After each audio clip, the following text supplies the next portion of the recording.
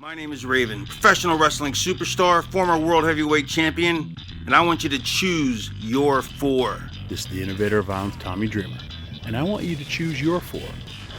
Hello, Pro Wrestling Rushmore. This is Lanny Poffo, formerly the genius of WWE. Hello, this is the hardcore legend Mick Foley.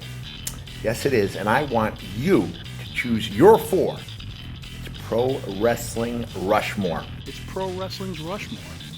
This is Pro Wrestling Rushmore. Quote the Raven, nevermore.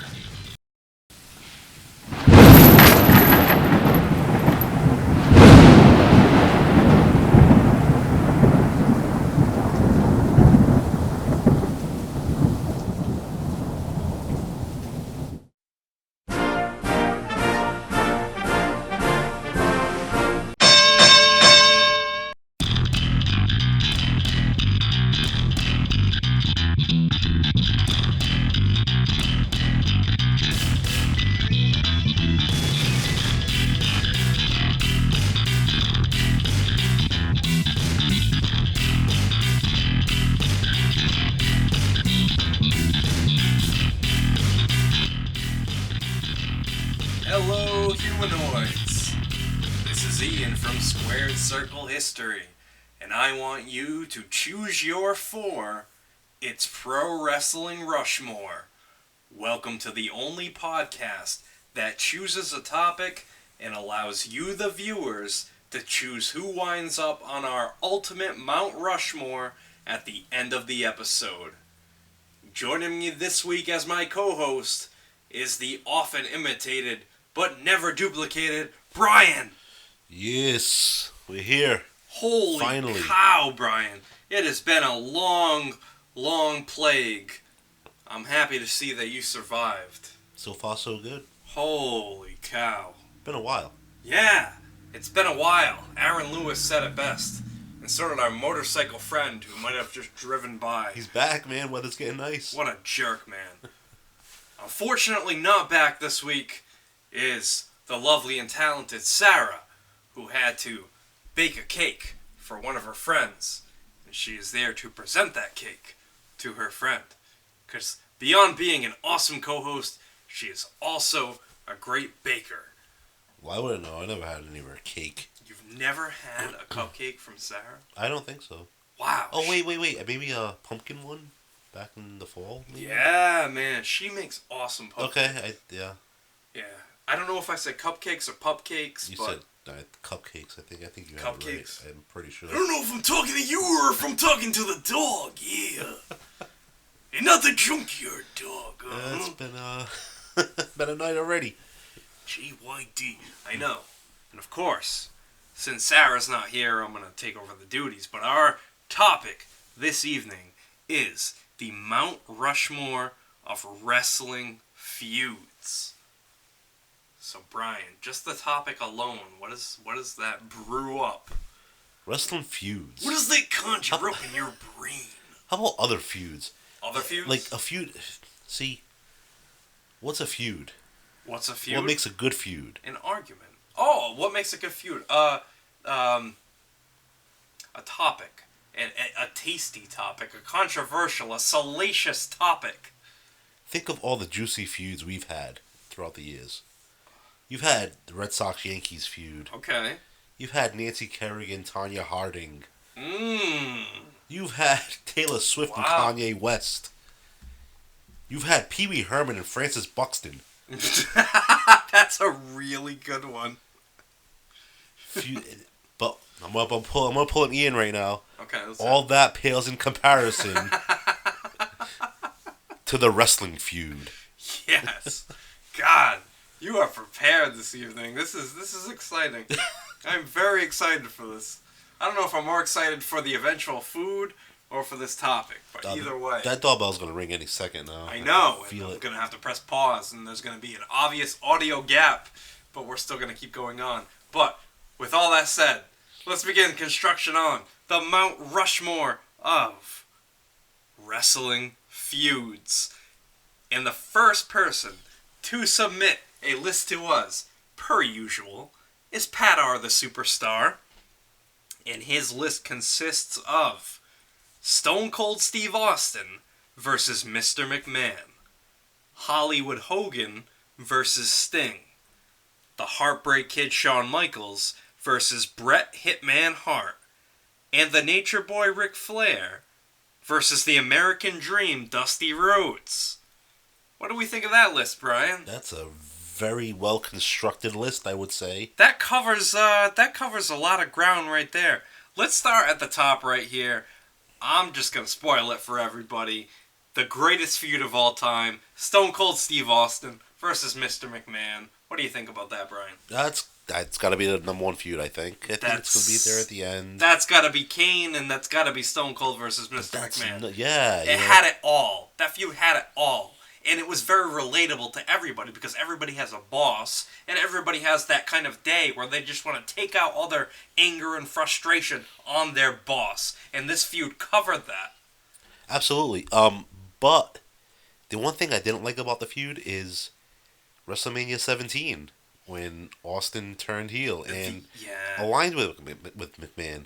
The end of the feud, yeah. I think a good feud, they got to be out for blood. You don't ever align with your enemy. With your enemy, yeah. But it's on my list. A little bit of spoil. Yeah. I know I'm supposed to wait. I know. Just because of what the feud was. Yeah. Because it lasted so long, and it was during a time where you had to follow a story week to week, and week to week, Austin was topping what he did to McMahon, whether it be filling his Corvette with concrete or driving a Zamboni to the ring. And the bedpan to the head. Bedpan to the head, man. Yeah. Yeah. Same night Mr. Sacco debuted, too. Right. But yeah, Austin McMahon. And really, Austin McMahon, they only really had like 2 matches against one another. St. Valentine's Day Massacre. And then the first one where Austin said, pretty much the one that really kicked off the feud, the one that people say is like the greatest Raw of all time. I feel like it was like April 20th, I want to say 1998. You don't really know that date. Very sadly, me? I think I do. Very sadly, it was either April 13th or April 20th, 1998. Austin said at the beginning of the show that he could beat McMahon with one arm tied behind his back. And then it was, when it came time to the main event, Austin versus McMahon, McMahon brought it up. He said, "Oh, wait a minute. You said you could beat me. One arm tied behind your back." I vaguely remember that. And then that's when Dude Love came out and attacked Austin, and it kicked off that whole corporate Dude Love versus Austin feud. Right. And what about the Royal Rumble when McMahon won the title? Oh, that's great. Yeah. Because they attacked Austin or something like that. What wasn't it? Well, all right. So it wasn't for the title. But it was the traditional, the winner gets the title shot at WrestleMania kind of deal. But number 1 and 2 were Austin and McMahon, and they ended up brawling out of the ring and all around the arena and all that noise. Right. But then it came down to the end where it was them. McMahon won the Rumble, didn't he? McMahon won the Rumble, yeah. Yeah, but then at WrestleMania, it still ended up being Austin and McMahon, which is the feud that we are discussing right now. What about the beer bash? Oh, leading up to WrestleMania 15, man. Yeah, man. The Countless Stunners, the original Stunner in Madison Square Garden, 1997. Man, everything about Austin McMahon was just incredible. Yeah, that's definitely the best feud ever. Yeah, I think. It carried the company through dark times and. I just wish they never aligned, though. You know. No, that was a dark time. Right. I feel like. Well, Austin never wanted to turn heel. I heard it was his idea to turn heel. It was his idea. That's what you heard, really? I heard it was his idea to turn heel, and he realized very quickly that. A mistake. It was a big mistake. See, I thought I heard that he never wanted. I thought he said he never wanted to turn heel, Spider. You said I was bringing heat on you? That's a different Scorsese movie, but still. No, I heard that it was Austin's idea, and he eventually regretted it. But I almost feel like it was so close. It was so close to being perfect.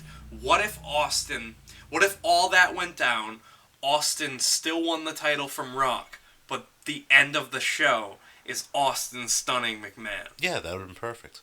Like You use... Alright, so Stone Cold was...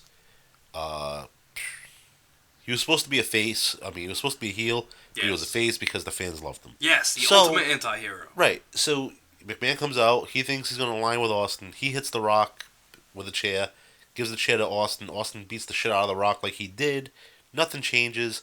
He and McMahon shake hands. They have a beer, and then he stuns McMahon and says he used him for his own benefit. Yes.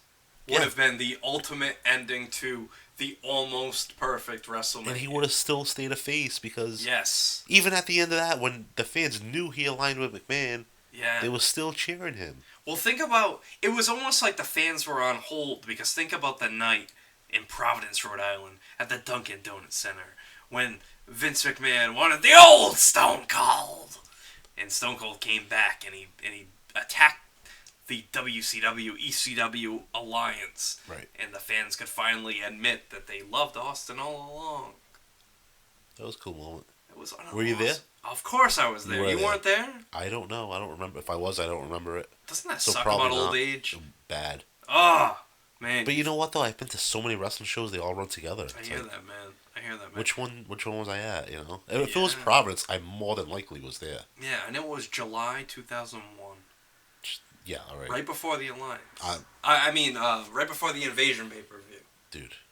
No, nothing? No idea. All right. None. Do you have any memories of Hollywood Hogan against Sting? Yeah. The Stockade match that shouldn't have happened. Oh my god. I mean, it was a bad match. It was the perfect feud. It was the perfect feud with the worst ending. Yeah. The worst ending. And we looked so forward to it. We're like, oh my god, we're finally going to get it. We're going to get Hogan Sting.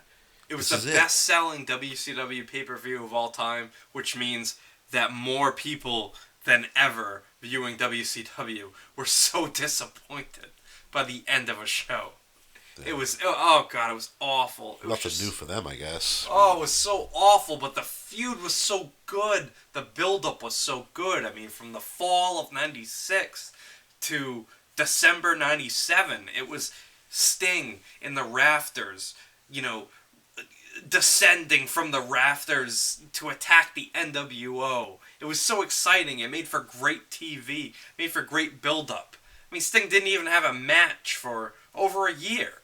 That's right. That was his first one back. That was his first match back. That's crazy. Yep. It's awesome how they made him still stay relevant throughout the whole year. Yeah. Even though he didn't wrestle. It's almost like right now, AEW is kind of doing the same thing where it's like, okay, he's going to do a match here and there. Yeah, that's because he can't really do a match all the time. I know, but isn't it fascinating that he's that old? But he's, I don't know, I thought that match he did in AEW was pretty damn good. So was Tully Blanchard. He just had a match in AEW. Maybe Sting and Tully Blanchard should do like a Legends match. Sample! Oh man, that's great. What about, oh, this is a big one. Shawn Michaels and Bret Hart. That's a hell of a feud right there. Alright, so Shawn Michaels, Bret Hart, great feud because it was real. Yes. And that's another thing I think that makes a great feud is the true animosity two guys have against each other. You know what I mean? Like, you knew Stone Cold and Shawn Michaels didn't like each other from the stories you heard. You mean Bret Hart, Shawn Michaels? Yeah, I'm sorry. What did I say? Because your mind blocks Bret Hart out completely. Completely. So you just replaced him with Stone Cold. Brian hates Bret. Brian hates Bret. Brian hates Bret. Brian hates Bret. Bret Hart does not exist in your brain.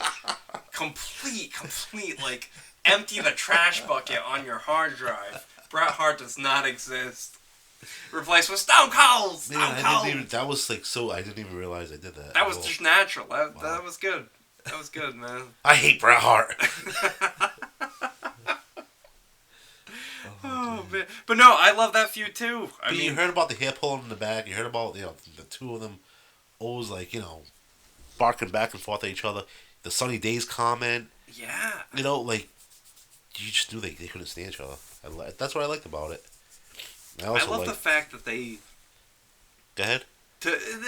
They had similar beginnings as far as like in the WWF, as in they came up in a tag team, and then from that tag team they split away, and they were, say, the more marketable of the two partners. Right. I mean, could you imagine Marty Jannetty versus Jim the Anvil? No. In a feud, in a blood feud. The big, the rhino bastard. The big rhino bastard. Against the party Marty. No. Shawn Michaels, Bret Hart was such a great feud. I mean, I remember Survivor Series 1992, those guys having the opportunity to close out the pay-per-view, and it was a really good match, but it was really like the changing of the guard. There was no more Hogan around. There was no more Warrior around. Savage transition. Well, no, actually, Savage did wrestle on that show, but the main event, Shawn and Bret, and that continued on into '96, the Iron Man match, and then Bret saw that his spot was being taken over a little bit. You know what I like the best about that feud? Yeah. The ending. The Montreal Screwjob? Absolutely. Yeah. That was great. Bret getting screwed. A lot of people say it was a work. I could see that. I could see it too. I mean, I could see that, except for the fact that Bret did not benefit whatsoever from WCW, except for the money. Right. The creative-wise, no. The first person who told me that the first time I ever heard that it might have been a work was Mike told me that he thought it was a work, and I was like, you're crazy. There's no way. Mikey from the street? Mikey from the streets, yeah. He told me, he was like, that's a work. Right away. Wow. And I was like, I don't know. Yeah. But the more, like, I think about it, it's the best damn work in wrestling history if it is a work, right? Yeah, man. That got everybody talking. What did Bret Hart really do with WCW when he left? McMahon knew. He was like, he was probably like, look, you're not drawing here. You're not freaking doing anything worth a shit. Yeah. Well, go down to WCW, take their money, but on the way out, here's what we're going to do. I think about it, $3 million over, Is that what it was? How many years. I don't know how many years it was, so that's kind of an irrelevant comment. Right. But still, I mean, Bret Hart was paid handsomely to go to WCW and be completely wasted. Right. Well, I mean, if you think about it, I'm not a Bret Hart fan. I think you know that, but... Oh, you don't say. But let's be honest. McMahon ruined him. Yeah. You can't be a heel in America and a face in Canada. It just doesn't work. And then when he went into WCW, I think it kind of followed him there. Okay. So, yeah, he was ruined. McMahon definitely ruined him, and he knew he did. Good for him. But you can't deny, like, think about it. The match... Were you a fan of the Iron Man match at WrestleMania 12? I like the match. I mean, yeah. I do like some Bret Hart matches. That was a good match. I'm not going to sit here and say the match sucked. Yeah. All right. I just didn't know if your hatred for Bret Hart blinded you from any matches that he participated in. I mean... Granted, he's only 50% of the participation. Sometimes 25%. He did invent the ladder match. So he says. Alright, Ric Flair, Dusty Rhodes. What do we think about this? Oh, man, another great feud. Woo! That could be the top 4 right there. Like, we might just end this show right now. Cause Pat just named it. Pat just named it right there. We're just going to put a stamp on this. Let's pray the Chinese food gets here, and we're just going to call it a night right there. Think about it. Yeah. Ric Flair. Yeah. Going around, bragging about his riches, bragging about his alligator shoes. Rolex watch, custom made, head to toe, baby. These shoes. Tony, here's 100 for you. Here's 100 for your wife. Take a look at these sneakers, Tony. Tony, pure alligator. They cost more than your house. More than your house. I've thought about more women than you've had in your lifetime, baby. Woo! So you got Flair, the ultimate ladies' man with his custom suits and riding in limousines, and he's the champion. He's got all his buddies around him. And then you got Dusty Rhodes, the common man, the guy that most people can relate to. It's a pretty good story. What do you think? Flair with his alligator shoes. Hell yeah, man. Dusty Rhodes, just the American working man. Oh, I'm bad. Flair bragging. I'm bad, baby. I'm bad. Flair bragging about everything he owns, everything he has, all the money he has. Everybody he's partying with. But little did anyone know Dusty Rhodes is competing with him in real life. Yeah. Wearing fur coats. And... It's crazy, man. They would just try to outdo one another. Yeah. One person got a nice car, the other one had to get a nicer car. In real life. Yeah. Yes. Yeah. And that's what brings me back to it, So it was like a real life rivalry that they had. It really was, yeah. Yeah, Ric Flair would say he made, say, $3 million. Dusty would go on TV and say he made $4 million. Right. And just, just say it was just a constant dick measuring contest until Dusty was like, oh, I'm gone. Until Dusty was like, babe, I can't even see my dick. And Flair won. Yeah, Flair definitely did win. He did. But, hey, still a great feud. And that feud alone carried the Crockett NWA for a couple years. So, yeah, but it must have had something going for it. But was it just him, strictly him and Flair, or was Dusty and the Four Horsemen, right? Yeah, it was really Dusty and the Four Horsemen, Which was cool. So I guess you could say the feud was really Dusty and the Four Horsemen, if you really wanted to.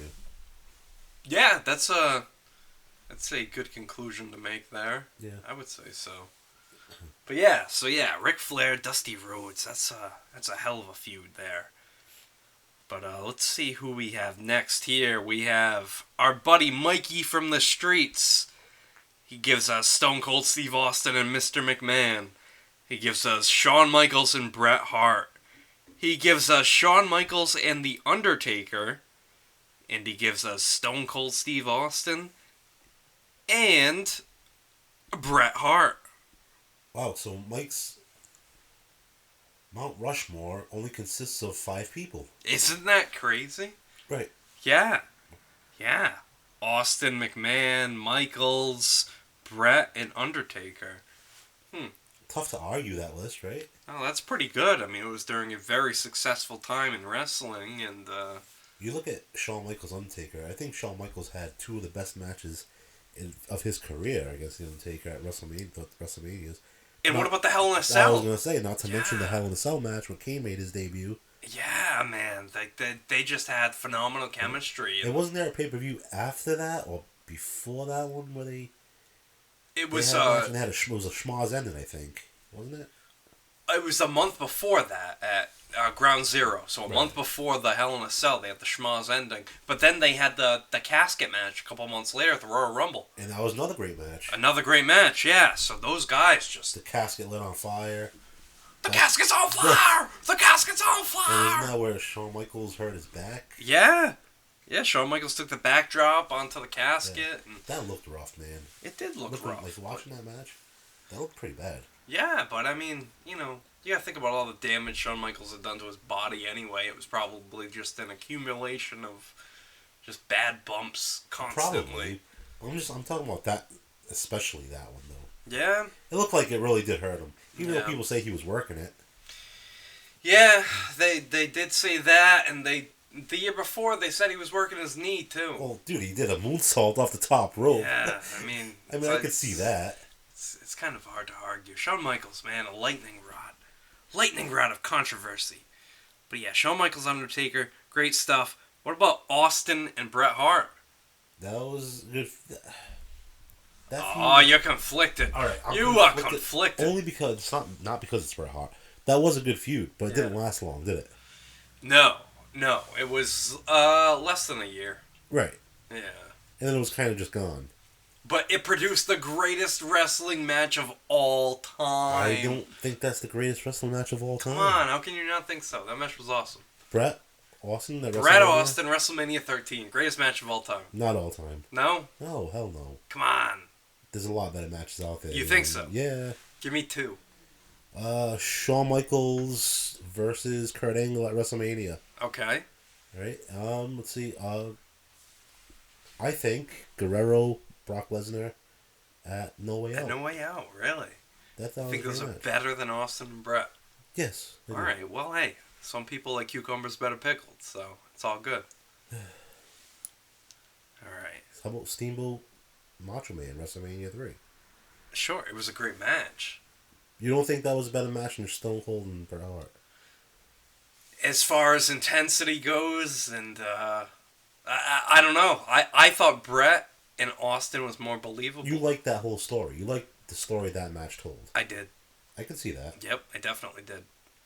I can see yeah, that. and I mean, I think Savage and Steamboat is great, but oh man, I'm looking at it Austin from a wrestling Bret. standpoint. Yeah. How about Kenny Omega Okada from Wrestle Kingdom? You know, it's really funny you say that because I made a list of feuds that I'm surprised didn't make it onto this list, and Omega Okada did not make it onto this list. Not even a single vote. That's probably because no one really knew what they were feuding about. That's was true. it just were they just feuding about the title? As far as I know, it was just the title. Exactly. Like Yeah. I watched that story kind of not the whole story unfold, because if I watched the whole story unfold, I could tell you why they were feuding. No, but I know you watched all the major matches. I did. I watched all the major matches, and they were all great. Yeah. But like, no one knows why. Why they're feuding? Yeah. Or? Is it Well, just because they wanted the title? I think the spirit of competition. Okay. I think the belt itself is... But did any one of those two guys do anything malicious to the other? No, beyond just like a regular like attack. Right. You know, no. So nothing because really. the matches were great, yeah, it was a great feud in that standpoint. Ah, so that does bring up a good point. But so they never did anything malicious to say, no. Hey, I want to kill you, you bastard. All right, so that's good. Yeah. That's good right there. So is that like is that certain criteria that a good feud needs to have, just like that blood feud that just need to settle a score. It needs a good story. Yeah. All right. Definitely. I totally agree with you on that. Yeah. Yeah. All right. So next we have Mr. X, and Mr. X has Hulk Hogan and Andre the Giant, Stone Cold Steve Austin and Mr. McMahon, Bret Hart and Stone Cold Steve Austin, and Shawn Michaels and The Undertaker. So really, the only new one that we have here is Hulk Hogan and Andre the Giant. And that was a feud that kicked off the 1980s, originally when Hogan was with Blassie. It was Hogan playing the role of the villain and Andre playing the role of the hero. But more people remember this as the feud of 1987, the headline WrestleMania 3. Hogan as the hero, as the champion, against Andre, the jealous friend that wanted a title shot. How awesome was the build-up to that match, though? Amazing. With Piper's Pit. Oh my God, it was Andre ripped the amazing cross build-up. off Hogan. Hogan was bleeding on the chest. Piper rubbing his chest. You're bleeding. You're bleeding. Yeah, no. The contract signing. Yeah, and Hogan's face was intense during that whole contract signing. And say what you want about the match itself, man, but still, I thought that match was decent, though. No, you got the payoff. You got Hogan slamming Andre and winning. 100%. Yeah. Definitely, like, that was the perfect payoff ending. It wasn't even the ending to the story, because then you had the $1 Million Man stealing the title. Yeah. The referee, Earl Hebner, had a plastic surgery. How much did he pay for the plastic surgery, brother? The interview after, he's like, look, you can see the $100 bill spilling from his pocket. There was nothing spilling from his pocket at all. But yeah, so the Andre feud kind of ran into that $1 Million Man feud. WrestleMania 4, they had another match. Kind of, no one won, right? It was a double DQ or something. Double DQ, yeah. So it lasted for a while. I enjoyed that feud. That feud is actually what really, really, really got me into wrestling. Yeah. Was Andre Hogan. Yeah, I mean, you had Hogan, the ultimate hero, against Andre, the literal larger-than-life personality. And they did a great job to make you believe Hogan was the first guy to ever slam Andre. Yeah, absolutely. When in reality, that wasn't even the first time Hogan slammed Andre. No. Hogan slammed him in 1980. Kamala slammed him in 1980, probably, too. Kamala slammed him, too. Didn't Harley Race Harley Race, too, yeah. El him. Santo, so Vince just does an amazing job of convincing people. Exactly, but the big thing is there was no internet. There was no social media a different time to make you believe otherwise. You wouldn't know. Yeah, and it makes you wonder if things would have would have been different if the internet was around back course then. it would. Was it, would the same guys be on top that were on top? Probably not. Probably not. The business, it'd probably be all out of business by now. Yeah. I think once the secret's out, then, what... The magic isn't there anymore. Yeah. Alright, well, let's move forward here. We have Danny in Dartmouth. He gives us Steve Austin and Mr. McMahon. He gives us Trish Stratus and Lita. He gives us Edge and Christian versus the Hardy Boys versus the Dudley Boys. And he gives us, here's a unique one, the Monday Night Wars. Yeah, well, we're talking about wrestling feuds. Yeah. So we didn't say wrestlers. That's a good one, actually. Very out of the box pick there, I would say. Exactly, and it really was. That was a great feud. Right? So could you really call that McMahon versus Bischoff? I mean, I guess in a sense you could. If you wanted to put two people into it, rather than two separate entities. Beyond WWF versus WCW, then yeah, Vince versus Bischoff. I mean, that's a hell of a feud right there, hell of a story. And I thought it was pretty cool that he had Edge and Christian, the Hardys, and the Dudleys, because I mean those matches right there revolutionized tag team wrestling of the early 2000s, and I mean we're still seeing the effects of that to this day. AEW just had that pay-per-view with the multi-person ladder match. You know what's funny though? You say that, right? Yeah. But more than half of those guys are still going. Right? I mean, Edge is going. Christian's going. Edge is going. Christian's going. The Matt Hardy Hardy's Boys are going. Both of them. I know Devon's done. Yeah, Jeff is still going too. Is Devon the only one not going? Bubba? Is Bubba still going? I don't know. Wow. I don't know. I'm sure Bubba could still go. Yeah. Devon could probably still go. Interesting. So those matches, as much as they took a toll on their bodies, those guys are still kicking, man. They're still going. Wow. And going strong. Edge is going to wrestle for the title at WrestleMania. That is saying something. Christian just got signed to a multi-year deal in AEW. The Hardy Boys are going strong. It's like they never stopped. Damn, man. Yeah, so those guys really had a long-lasting impact on wrestling in general, and I guess we can say it's probably thankful to that feud. Yeah, definitely. And Trish Stratus and Lita. What do you think of that feud? Probably the best women's feud. I don't think it's the best feud. Yeah. You know? Even women's feud, I wouldn't even really call that the best women's feud.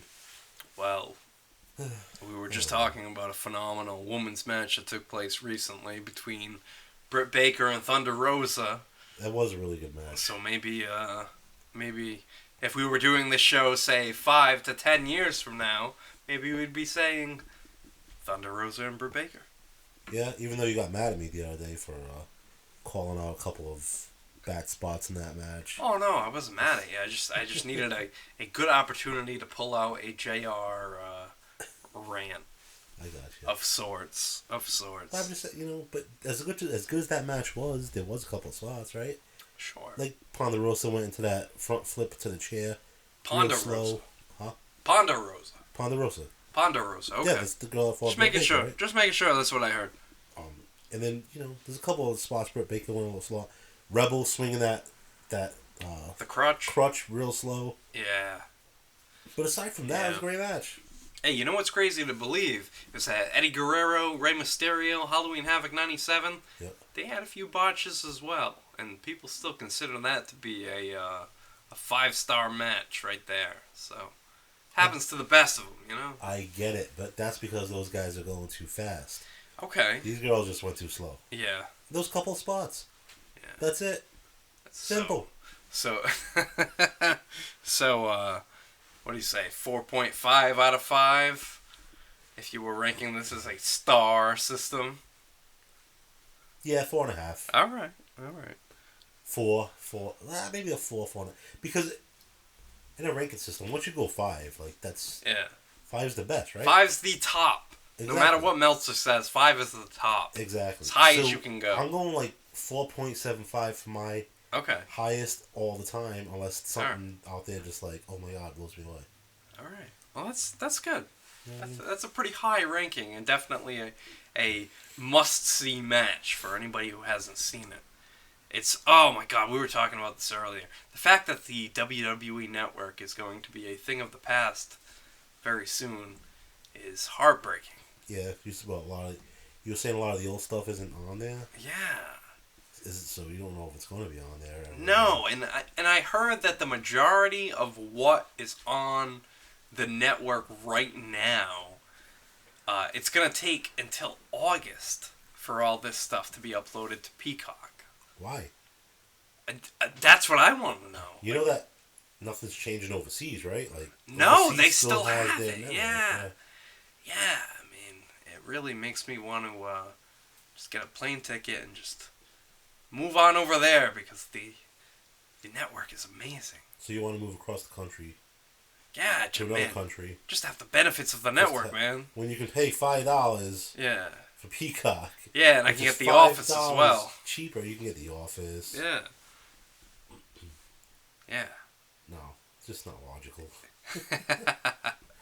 Plus, you have everything on the network on files anyway. Who, me? Yeah. Do you not? No, I do. I do have a lot of stuff on files anyway, but I mean, I don't know. It's just, it's a good thing I have all the important stuff readily available. Because, man, this would... When it comes crashing down and it hurts inside, man. You're still a real American. Alright, let's move forward here. We got Mike the Wolverine. He gives us Hulk Hogan and the Macho Man Randy Savage. We have Stone Cold Steve Austin and Bret Hart. We have Ric Flair and Dusty Rhodes. And we have The Undertaker and Kane. So let's start with Hulk Hogan and Randy Savage. I mean, me personally, that was the feud that really got me into wrestling. That's the first feud I can really remember. Like, wow, these guys really have an issue. They don't like each other. What's the deal here? Because it was a real issue, right? You had a woman in the middle of it. Hogan had lust in his eyes for Elizabeth. Allegedly. Everyone saw it. Yes. Macho Man called him out on it. Hogan didn't like it. That was his brother. Yeah. And, Elizabeth was there in the middle, damsel in distress. Don't fight over me, but she was loving them fighting over her. Oh, of course she was loving it. They all do. Of course they love do. it. They love it. That was great for you because it was relatable to a lot of people. Love I have for you, brother, is the same love I have for Elizabeth. Like a brother and a sister. Brother. You know what I mean? But you know what I'm saying? It was relatable to people. It was a relatable subject. So I think that's what made it so great. Not to mention the two biggest stars in the company at the time. One moment on the same team, the next moment on opposite sides of the fence. It's kind of like a line in the sand there. Right. Like, whose side are you on here? And Elizabeth felt that as well as she was asked to pick a side. And she didn't pick a side.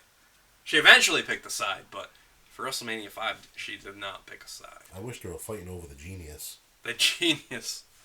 Oh, please. Please. Who loves me the most? Prove it to me. Is it my brother Randy? Or is the hulking Hulkster? Oh, man. And Undertaker and Kane. I like it. That is a, That was a long-lasting feud. Yeah, but then they were partners. Yep. Then they weren't. Then they were partners again. Then they fought at WrestleMania again. Then they loved each other. Yeah. Then they fought again. Yeah.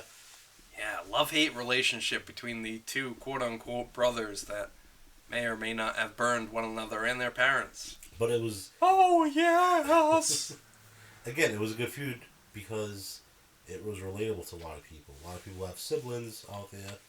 Yeah. They just don't like the other sibling.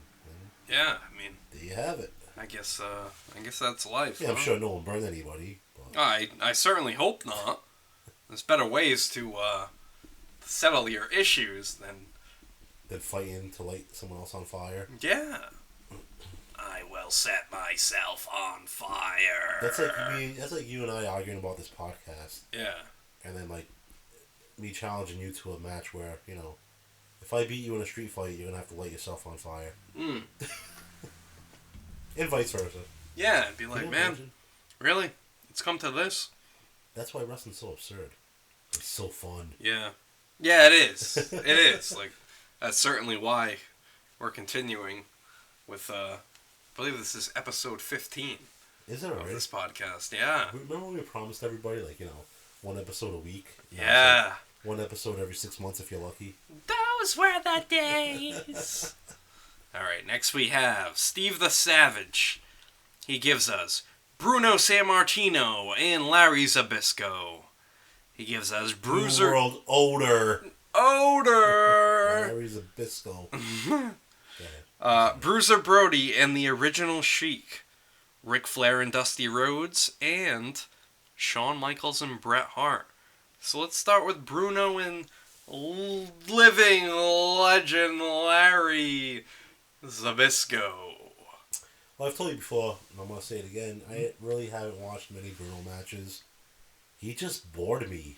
Yeah. I've tried. I gotta tell you, can't not do it. that Bruno and Zbyszko feud is really good. That's what I hear. Yeah, it's really good. The promos are really intense, and the final cage match in Shea Stadium it's really good. It's really good. Maybe I'll give that feud a chance. Yeah. I mean, I've got a video coming up on all that, but God, it's so much easier to say something's coming out than to actually do it. Yeah, there's no motivation anymore, man. No, there's not. There's not. All the wins. And things are starting to open up again. Yeah, so that's like, true. You can actually go out, you can do things now. Mm-hmm. Who wants to sit behind a computer after you've been sitting behind a computer for this all day? This whole long ass year. Yeah. Right? Like there was nothing else to do. Until a computer takes my job, and they give me a watch and kick me in the butt. Oh man, but yeah, maybe I'll give that feud a chance. I don't know. No, I think I'm not a big Larry Zbyszko fan either. I understand, but you know something? 1980 was Larry Zbyszko's year. The ultimate heel. You know how good Piper was in '84 and '85? That was Zbyszko in 1980. I don't believe it. No? I don't believe it. Oh man, I'm telling you, man, Zbyszko was great as a heel. I'm not gonna sit there and find out either, though. Oh no. I know. Oh no. Bruiser Brody and the Original Sheik, they had big business in Japan, they had big business in Detroit, but I'm going to be honest with you, I kind of expected more to see Bruiser Brody and Abdullah the Butcher, because, I mean, their feud was, I mean, Japan, Puerto Rico, the States, all that. They took that show everywhere, right? Everywhere, man. I mean, I never really tried to pay attention to any Bruiser Brody stuff. I mean, that's a damn shame. I know, it was before my time. Yeah. And I could see me actually liking his stuff. But oh my God, he was incredible, man. Yeah, incredible matches. Not enough hours in the day for that, though. Like, I hear you. Can you imagine me like, all right, I'm gonna have supper. Hey, Hal, we're gonna watch Bruiser Brody versus Abdullah the Butcher. Yeah. Fix me a sandwich. Yeah. I don't think she's gonna respond well to any of that sentence right there. All right, the next list here, a first-time submitter from hey, my boy Benny. Oh, it's Benny. It's Benny. Benny from the Cigar Bar? No, not the same Benny, but it's still our boy Benny. We got Taz and Saboo. We got Terry Funk and Cactus Jack. We got Raven and the Sandman. And we have Hollywood Hogan and Sting. All right. First off, Raven and the Sandman over Raven and Dreamer. I know, right? No, man. I know. Is that a mistake? I don't know. He might not be our boy anymore after this. No, I mean, Taz, Saboo, great. Yeah. That awesome definitely feud. Deserves, but Dreamer and Raven also deserves to be there. I totally agree. Raven Sandman, though, right? Well, gotta think about it, though. That's the Fuller story, right? Where like Raven. Sandman's kid was called he stole Raven the Daddy. kid, stole the wife, you know. That one, right? It was definitely creative. Definitely was creative. Yeah. But I still think Dreamer Raven is better than that feud. I agree with you. Yeah. And Lori Fulton was nothing to look at. Those were your words, not mine. What? You think so? No. All right. So now they're your words too. Yeah, they're my words too. But what about Terry Funk, Cactus Jack? Yes. Mutilating each other with barbed wire in Japan. I mean, geez, That's a great pick. They were the originators of the exploding ring that didn't explode. Yeah, Terry Funk. What the hell was that? Why? Why? And I'm asking, why? Why say you're going to do this and not? Why? But yeah, Terry Funk, Cactus Jack, man, and Hogan and Sting, man, those are great picks from our boy Benny right there. Let's check and see. We got Rolled Snake Eyes here. He's got, and this is a great pick right here, Bret Hart versus Owen Hart. We have Ric Flair versus Sting, Hulk Hogan versus Rowdy Piper, and Stone Cold Steve Austin versus Mr. McMahon. So let's start with Bret and Owen. That is a very good feud right there. It was a good feud. Two brothers, the younger one jealous of the older one, feels like he's living in the other's shadow. You think it was the other way around? It wrong. No? Yeah? Yeah. Let's hear it. How about it?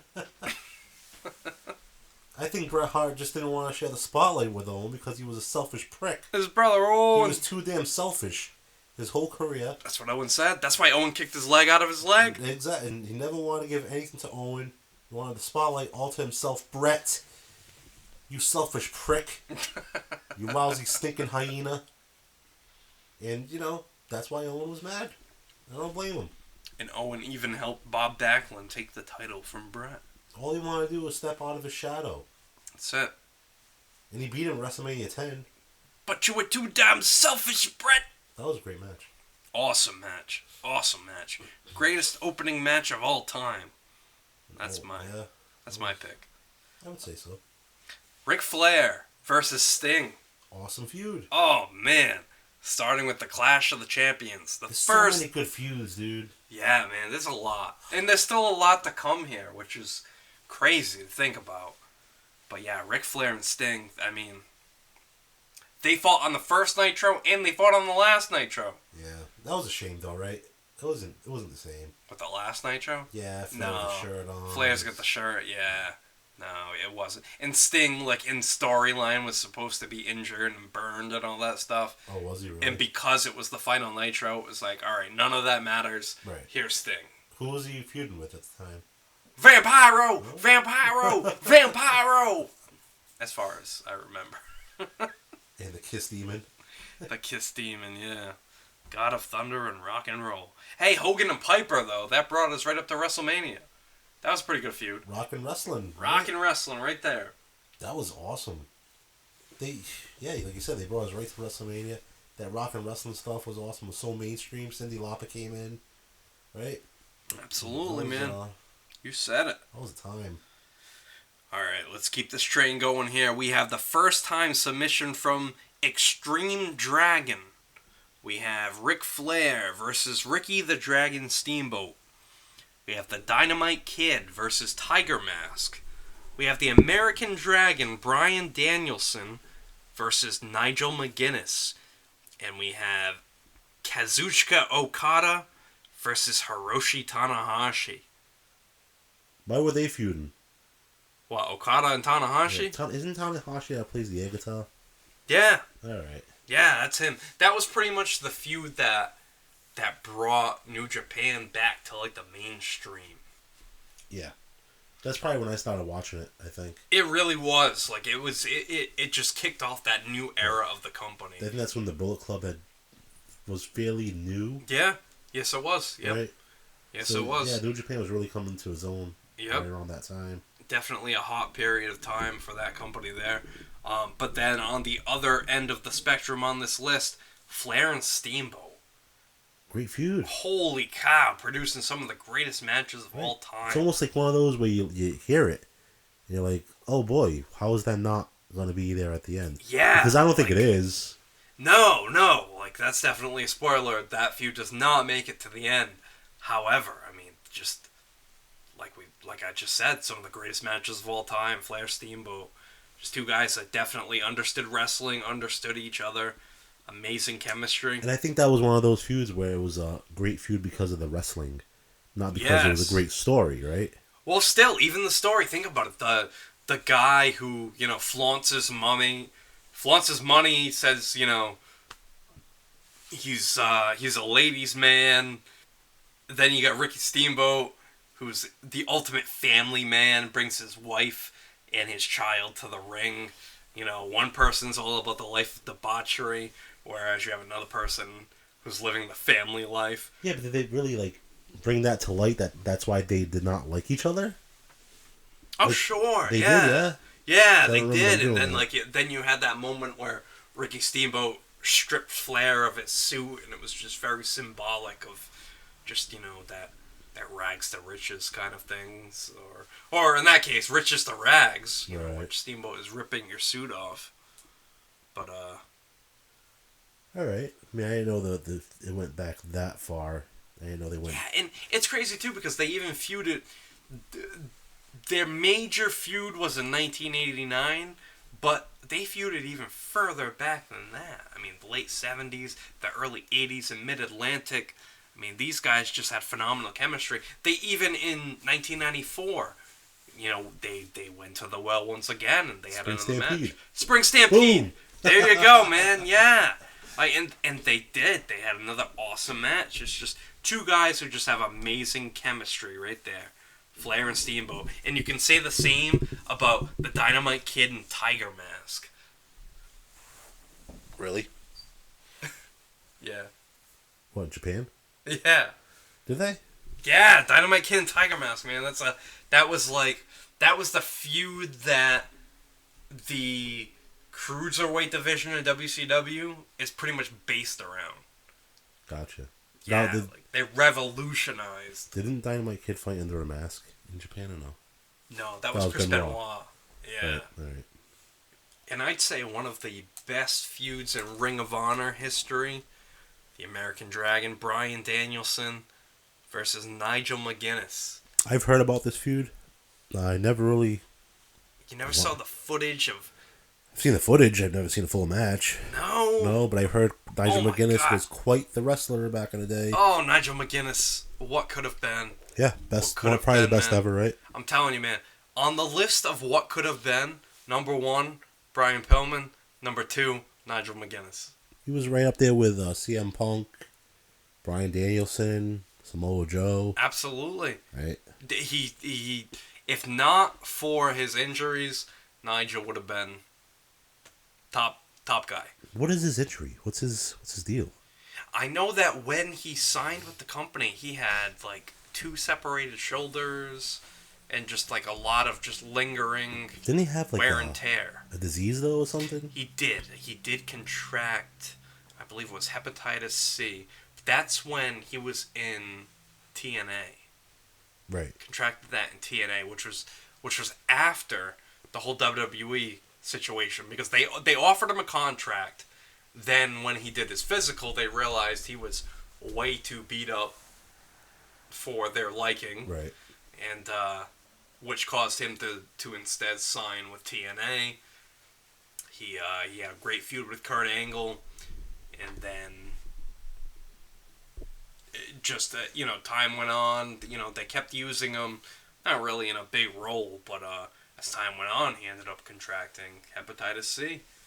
That's tough, man. Yeah, man, and just all because of a bloodborne disease. And if they had just changed the ring canvas in between matches, it would be a different story. Right. But he's a great commentator now. At least he's enjoying life after wrestling. But that initial feud, especially their Ring of Honor World Title / Ring of Honor Pure Title unification match, it's must see. It is must see wrestling. That's something I could see myself, looking up on YouTube, watching. Yeah. It's not like a Larry Zbyszko Bruno Sammartino feud where it's too old for me, I think. This is more, New Day. So I wouldn't mind catching up on that feud. It's a new day. Yes, it is. Sure is. All right, so we have Jordan in Tennessee. His list consists of Stone Cold Steve Austin and The Rock. That already sucks. Stone Cold Steve Austin and Mr. McMahon. Stone Cold Steve Austin and... No, the next one is Shawn Michaels and Bret Hart. And Eddie Guerrero and Rey Mysterio. Eddie and Ray is a good feud. Yeah. For sure. Dude, that's a good list. That's a pretty good list, man. Stone Cold and The Rock, they have 3 WrestleMania matches to their... Yeah, man, exactly. To their name. That was a great feud. Yeah, just, again, phenomenal chemistry between those two guys. Eddie and Ray as well, man. We already mentioned it earlier, but that Halloween Havoc 97 match between those two, it's one of my personal favorites. Yeah. It's definitely got to be in the top 5 matches in WCW history. Eddie and Ray fighting over custody of Dominic. No, not that one. Not that one. No, the one where he freaked out because Vicky Guerrero missed her cue. Yeah, that's right. I remember that. But I mean, well, yeah. So their feud carried over into WWE, though. Yeah, it's a long-running feud. Yeah, that's what I'm saying. They were able to make it work, even how stupid of a stipulation that was. Yeah. Whatever, it was still a feud. I mean, absolutely. Someone out there must have found it entertaining, even if it was just Vince. Yeah, and it was, it is what it is. 2 great wrestlers, semi-believable feud. They at least made it entertaining, carried a brand for a little while. Eddie and Ray, I get respect for that. But our next list here, we have Paul-licious. This is a heck of a list here. We have Magnum Ta versus Tully Blanchard. Great pick. We have the Rock and Roll Express versus the Midnight Express. Great pick. Oh man, wait till you hear this one. The Von Erichs versus the Fabulous Freebirds. Why are you telling me wait till I hear that one? Holy cow. And Stone Cold Steve Austin versus Bret Hart. Great list. Man.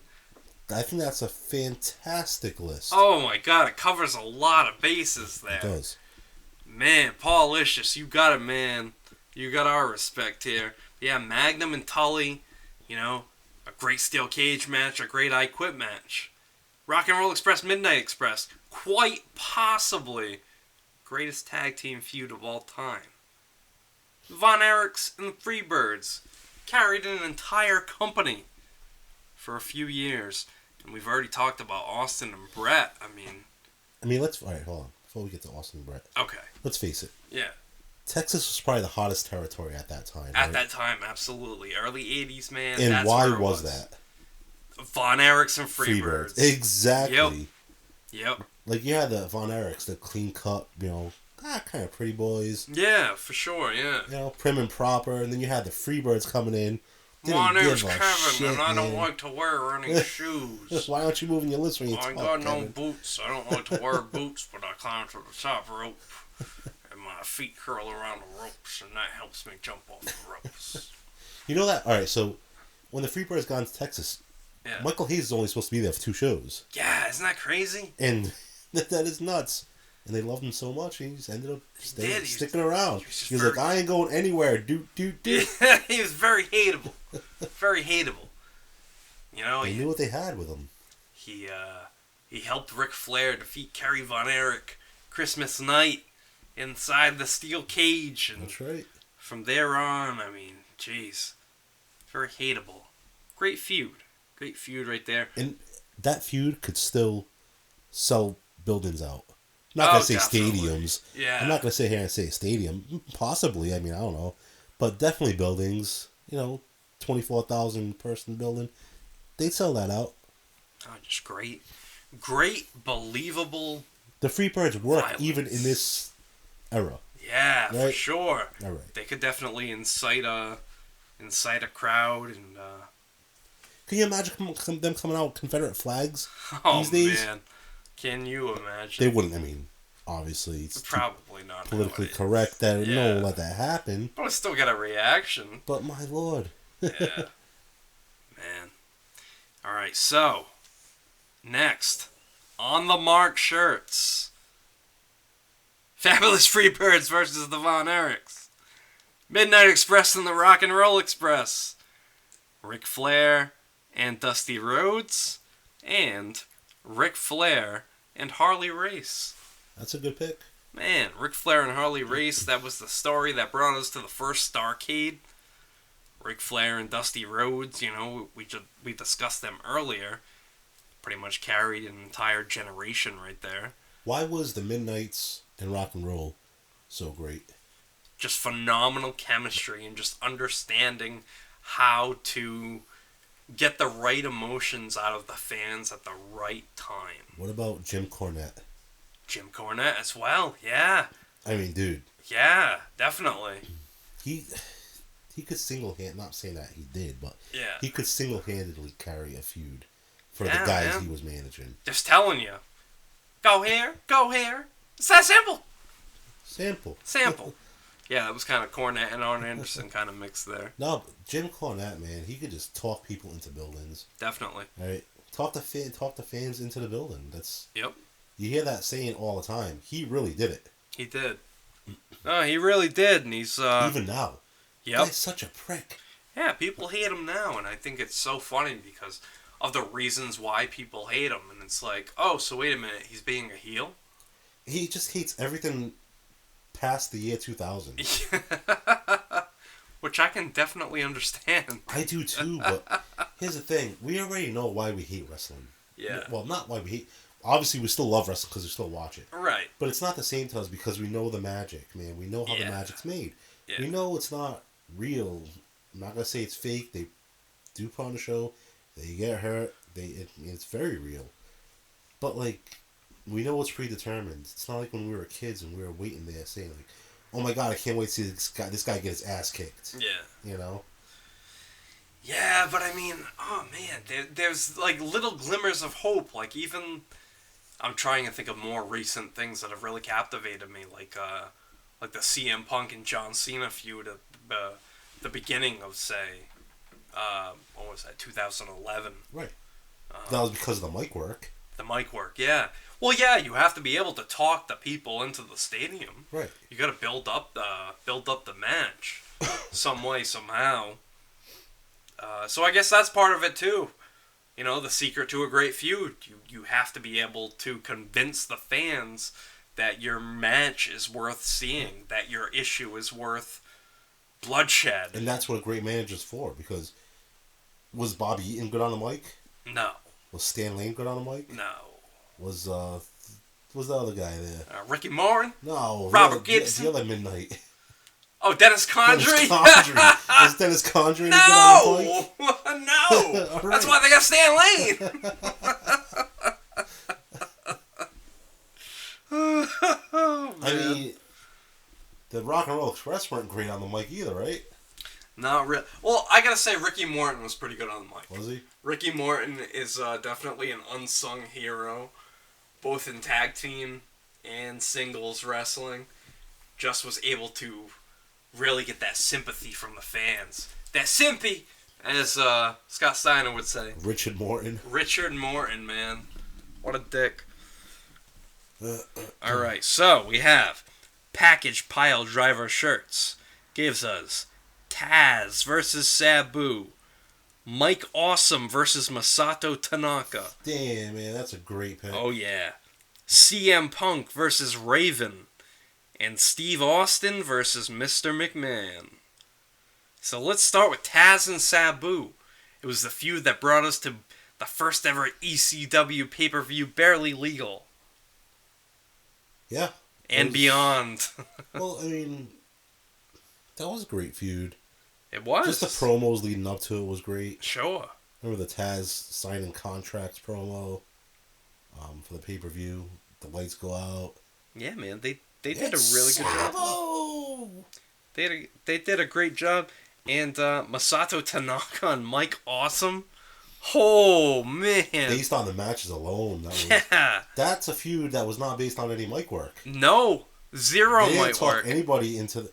They wrestled the fans into the buildings. And that was a multi-promotional feud from FMW to ECW, even to WWE when they did the One Night Stand ECW revival show. Yeah. It's probably the best match on the show.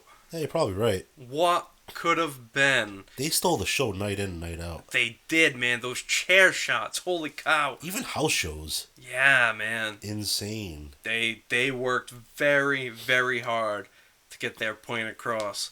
And I gotta tell you, man, CM Punk and Raven, that was a hell of a feud in Ring of Honor. Yeah, I've heard about that feud too. The first Ring of Honor show that I went to was the start of the CM Punk and Raven feud. The very beginning of the feud.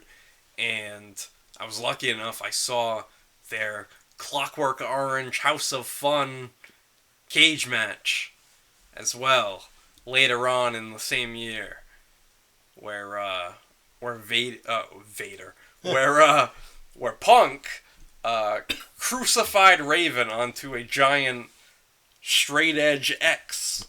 That's when you were a fan of CM Punk. Oh man, that's when I was a huge CM Punk fan. I can hear the fandom in your voice. Man. Man, what went CM wrong? Punk. He broke my heart, man. He broke your heart. Punk broke my heart. It's not like he was trying to steal his girlfriend at the time or anything. Her dad. He didn't. No, but I did go to a Ring of Honor show one time, and I was with the girl I was with at the time, and Punk looked at me and he said, "You're with her?" And I said, "Yeah," and he said, "Not bad." So that was our initial interaction. Did you give him your number? No. Well, he said you were cute. No, he didn't say I was cute. Oh, goodness, Brian. Oh, goodness. Alright, so that rounds out that one. Alright, we have a submission here from On the Beef 48. Now, they may have a questionable name. However, they give us our first vote for Raven and Tommy Dreamer. Good. Glad it's on there at least. Absolutely. They give us... Actually, this whole list is first votes. They give us a vote for Chris Jericho versus Shawn Michaels. Johnny Gargano versus Tommaso Ciampa. Oh, that's a good one. Yeah. And what about Kurt Angle versus Brock Lesnar? Those are all good ones. All good picks right there. What was the second one? Chris Jericho and Shawn Michaels. Yeah, alright. That's a good one, too. That's a great pick, man. It is. But I think Jericho punched Michaels' wife in the face, man. I know he did. And he also kicked him in the balls. Yeah, and a couple of great matches, too. And not just, like, kind of great matches. Like, legendary matches. That WrestleMania match, WrestleMania 19, was legendary. And they had a ladder match, which is one of the best ladder matches of all time. I don't remember that ladder. Really? Yeah. No Mercy, 2008? Man, you gotta see this match. It all runs into each other right now. Come on. It's funny, I can name you, like, anything from 85 to, like, 90. Yeah. And then, like, after that, I'm just a total mush. And, man, like we were talking about earlier, there's a certain period of time where there's just, like, a divide. There's just a divide between wrestling fans. And I don't know, maybe it's there. Maybe it's 2008. Could be. There really is. What about Vince Russo and Jim Cornette? That's a great feud. Nobody mentioned that, but yeah, if you want to throw that in there. Well, want to talk about real life heat. Right. God damn! And it's entertaining anytime Cornette talks shit about Russo. Yeah. I think Russo's just at, like, his wit's end. He's kind of like, I'm sick of it, and I'm sick of talking about it. I think it's great because Russo's not in on the joke. I mean, yeah, I guess, yeah. You know, just Cornette is just going crazy, and Russo's like, bro, I don't know what's going on here, bro. The guy wants me dead. I file a restraining order. He keeps going. I don't know what is wrong with this man, bro. But yeah, no, that would have been a great pick, but no, unfortunately, nobody picked it. But yeah, Johnny Gargano and Tommaso Ciampa, that's a storybook feud right there. And a great, like you said, storybook. What do you think? Greatest feud in NXT history? Probably. I'd say so. I don't know, what else is there? There's nothing like that one, though, because those guys, like, they're really good friends. Yeah. You know, it was real life stuff. Yeah, nothing like... You could feel it. Nothing like that.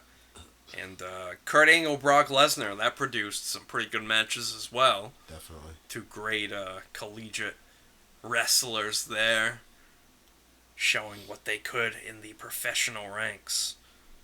Alright, let's keep going here. We have first time submission from Hardcore Revolution.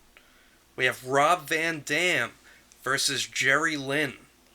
We have Raven versus Tommy Dreamer. The Undertaker versus Mankind. And Ric Flair versus Ricky Steamboat. That's another good list. So let's start with RVD and Jerry Lynn.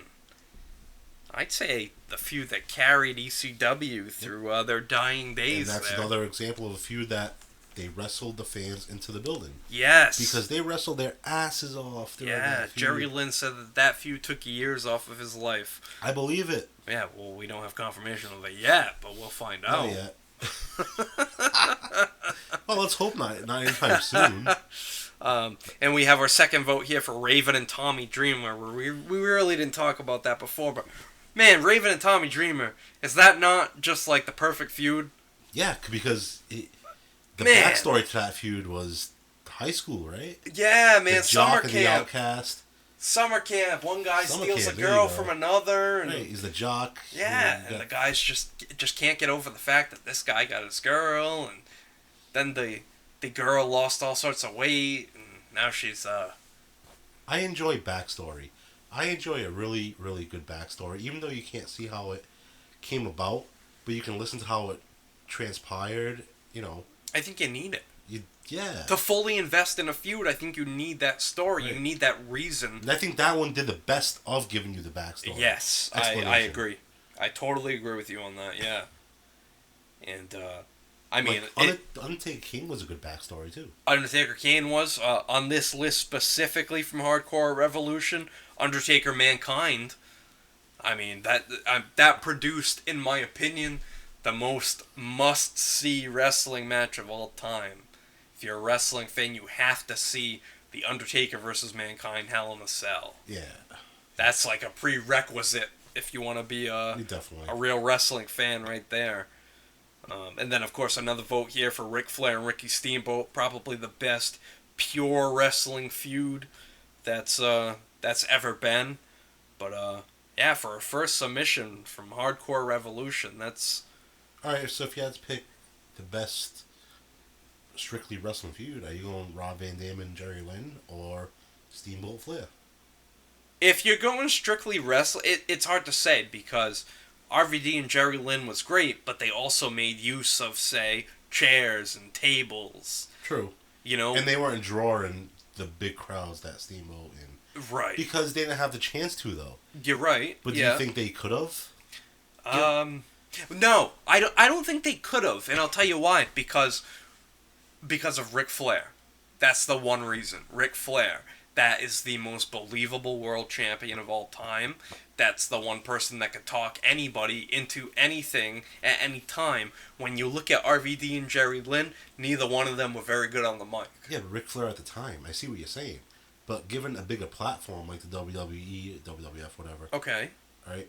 Ric Flair at the time, he had that charisma, you know, wheeling, dealing, son of a gun, you know, all that stuff. Big shot. Rob Van Dam had the stoner, you know, let's smoke some weed. It's cool. And that was the big thing back in the day, too. Was like, you know, High Times magazine was cool. You know, so given a bigger platform, could that have been the Ric Flair and Ricky Steamboat? If they had the right presentation. If they had a presentation almost like UFC, where they could do like that documentary style thing of like following these people around, seeing what they're really like in real life, I can absolutely see that. But for pro wrestling being pro wrestling, Flair Steamboat. Flair Steamboat. That's just the divide there. I see what you're saying, and I could definitely see that. I could definitely see RVD Jerry Lynn being a big time feud. A different time, a different place though. Right. You know, hey, if that feud happened in NWA at the same time as say Flair and Steamboat, I think they possibly could have done.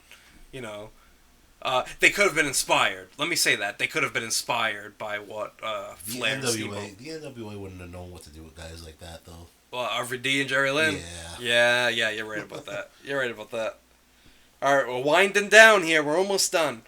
We got a list here from my literal bro, Shep from Shepland. He gives us Hulk Hogan and Andre the Giant, John Cena and CM Punk, The Undertaker and Shawn Michaels, and Steve Austin and The Rock. So, again, Hogan and Andre, we talked about them earlier. Good friends, better enemies. That was a great feud. John Cena and The Rock. No. John Cena and The Rock? John Cena and CM Punk. Yeah, that was a great feud. John Cena and CM Punk was great. So we knew CM Punk's contract was up. Yes. We knew he was wrestling without a contract. Yeah. So you knew Cena was going to win the title. Oh my God! Only he did not. He didn't. He did not. How awesome was that? That was amazing. That was must see. Punk leaves through the crowd with the title. Yep. And then leaves for like a month. Right. So you think, theoretically. Right. He's going to defend it in ROH. He's going to go to New Japan. Like he said. He could show up anywhere with that title. Yep. But then again, you know, as someone who's smart to the business, you know he's not going to. Because Vince would never let that happen. But is he? But Vince would never let that happen. He proved that at Survivor Series when he screwed Bret Hart, right? It was a different time. Bret screwed Bret, by the way. I'm sorry. You had to throw that one in there. Had to throw that one in there. But no, right? So you knew Vince wasn't going to let that happen. So you knew he was coming back at some point. Yeah. But there was that little doubt in the back of your mind that said, is he? Yeah. And it definitely produced some great matches, some great TV. Speaking of which, again, Undertaker, Shawn Michaels, WrestleMania 25, WrestleMania 26, two of the greatest matches of all time. Ever. Yep, I would have to agree. Yeah, with two of the all-time greats. Michaels, Taker. All right, here we go, Brian. The last list. The final list. And it's from Bobby on the Beat. He's usually pretty right. Oh, boy. So let's see what he's got here. We have Shawn Michaels and Bret Hart. We have Stone Cold Steve Austin and Mr. McMahon. We have Stone Cold Steve Austin and The Rock. And we have Hulk Hogan and Andre the Giant. Do you think Bobby got it right? 2 out of 4. 2 out of 4? I think so. Well, maybe he did. I don't know. All right. I'm not keeping track on my head. Well, let me ask you this question. Yep. Were there any feuds that you were surprised didn't get mentioned? No. I mean, honestly, maybe like Sheamus versus the Sun. No, but really though, no. There's really not any of that. All right, there was one that I was definitely surprised didn't get mentioned, right. And that was Triple H versus Shawn Michaels. Yeah, I know. I could see it. But you knew the whole time they were feuding, they were really, really good friends in real life. Yeah. You know what I mean? But still, I know. I'm telling you, man, I just keep going back to SummerSlam 2002 with that initial street fight that they had. It was great. If someone put that on their list, I wouldn't argue it, you know. But nobody put it. No. Not a single one. So, that leaves me with this question, Brian. Who did you put on your Mount Rushmore of wrestling feuds? My list. Alright, so Stone Cold McMahon. Of course. Gotta be, right?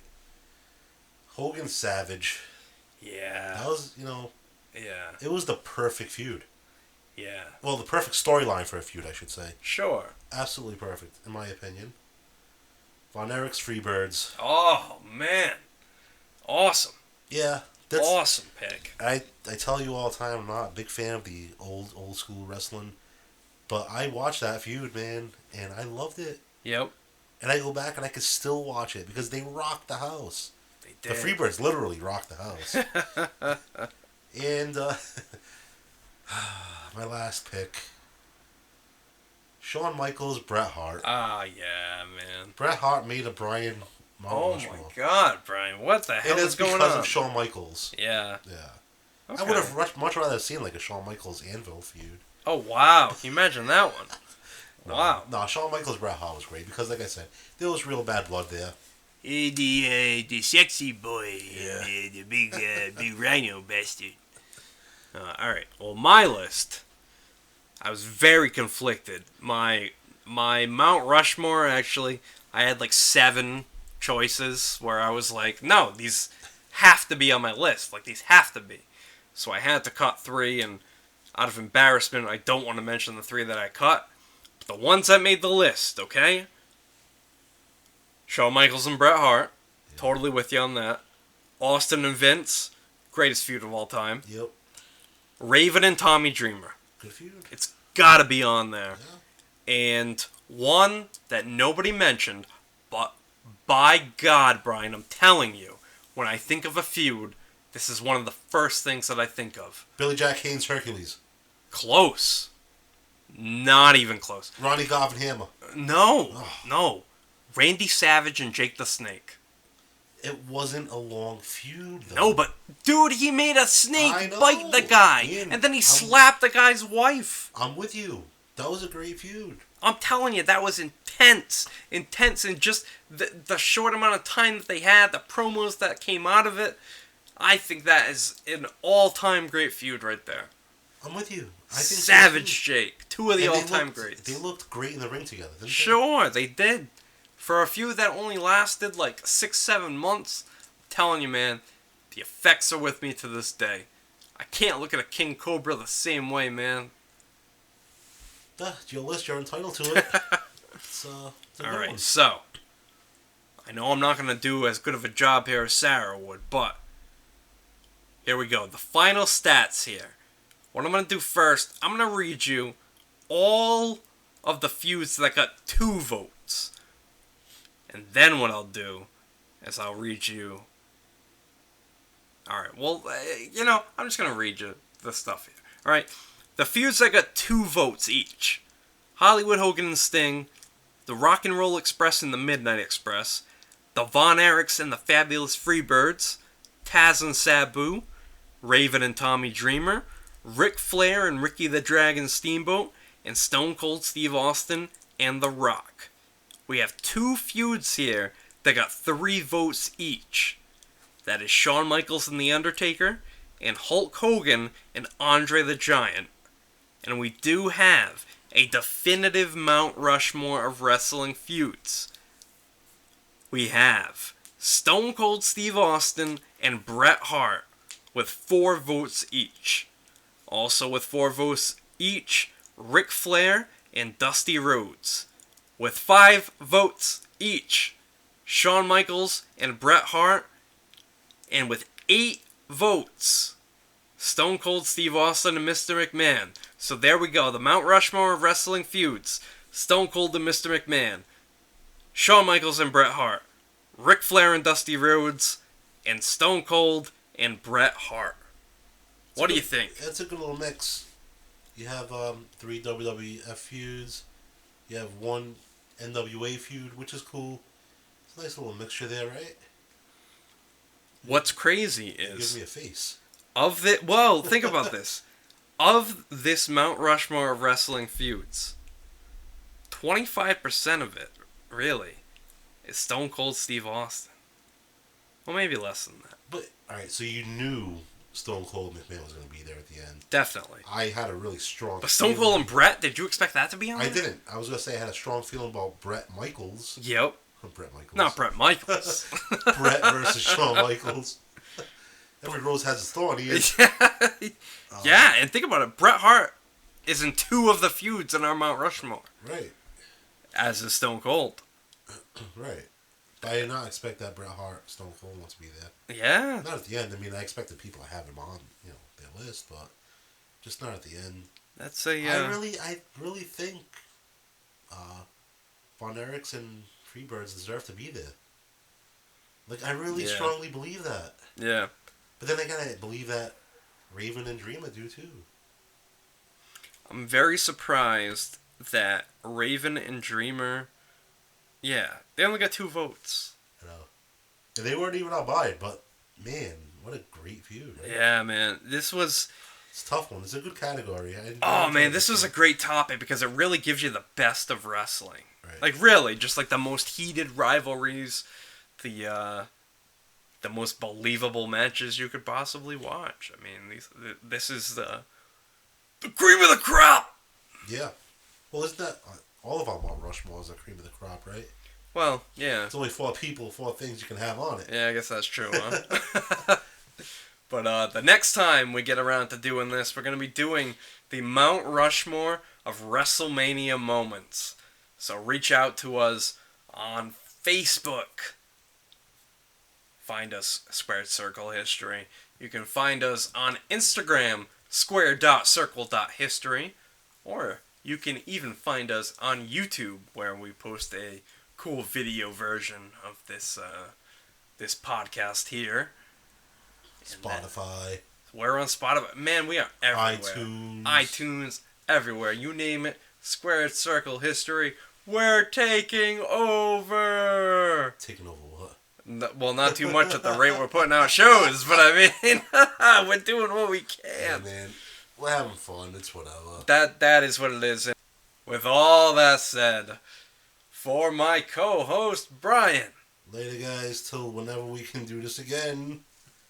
Yes, when we join you again, it's going to be the Mount Rushmore of WrestleMania moments. So get those votes in.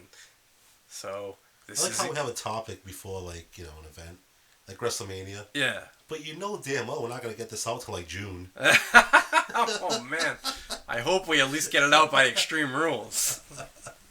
By the time the network is no more and on Peacock. But yes. So please.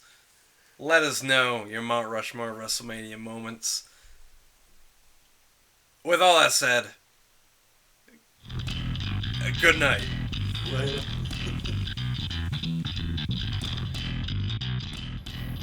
Hey, this is the innovator of violence, Tommy Dreamer, and I want you to choose your four. It's pro wrestling's Rushmore.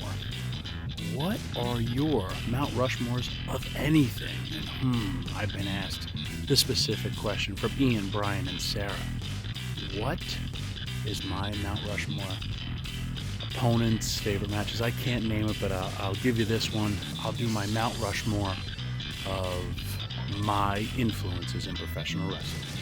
It would have to be Paul Heyman, Terry Funk, Mick Foley, and the American Dream Dusty Rhodes. Those are my four personal influences and my four wrestling Mount Rushmore of who influenced Tommy Dreamer. It's subjective, so that's why you listen to this, so you can hear theirs and others. So I hope your pro wrestling Rushmore predictions, thoughts are extreme.